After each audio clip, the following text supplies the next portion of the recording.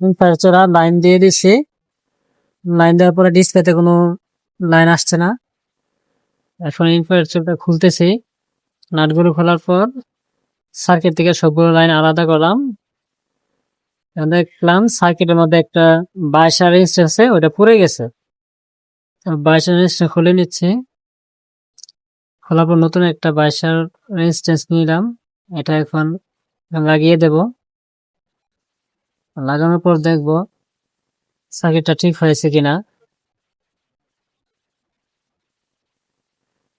লাগিয়ে দিলাম। লাগানোর পর সিরিজ লাইন দিয়েছি। সিরিজ লাইন দেওয়ার পর দেখলাম সিরিজ লাইনের বাতিটা জ্বলে উঠছে, অর্থাৎ শর্ট দেখাচ্ছে। প্রথমে আইজিবিটা খুলে আইজিবিটা চেক করতেছি ঠিক আছে কিনা, কিন্তু দেখলাম আইজিবিটা ভালোই আছে। আইজিবিটা খোলার পরও সিরিজ লাইন দেওয়ার পরে সিরিজের লাইন জ্বলতেছে, অর্থাৎ তারপরে শর্ট আছে। এখন 1.5 ইউর একটা ক্যাপাসিটি আছে, ওইটা চেক করতেছি। ওইটা ঠিক আছে, ওটা কোনো সমস্যা নেই, ওটা লাগিয়ে দিলাম।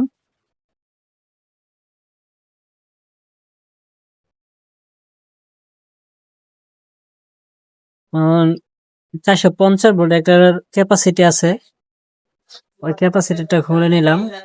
দেখতেছি ওইটা ঠিক আছে কিনা।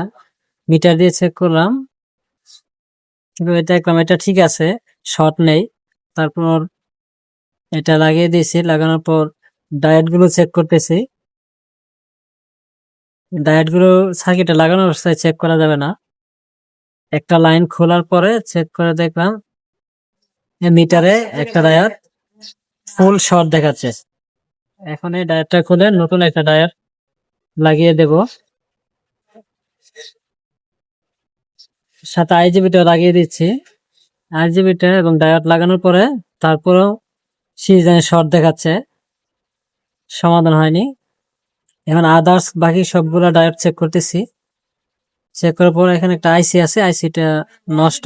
এখন আইসিটা পরিবর্তন করে দিলাম। আইসি এবং 22 রেজিস্ট্যান্স এবং একটা ডায়োড, তিনটে নষ্ট। তিনটা পরিবর্তন করে দেওয়ার পরে এখন লাইন দেওয়ার পরে ডিসপ্লেতে লাইন চলে আসছে। অন করার পরে দেখতে হিট হচ্ছে কিনা। কিছুক্ষণ চলার পরেই কয়েলটা কিন্তু লাল হয়ে গেছে, অর্থাৎ এখন হিট হচ্ছে।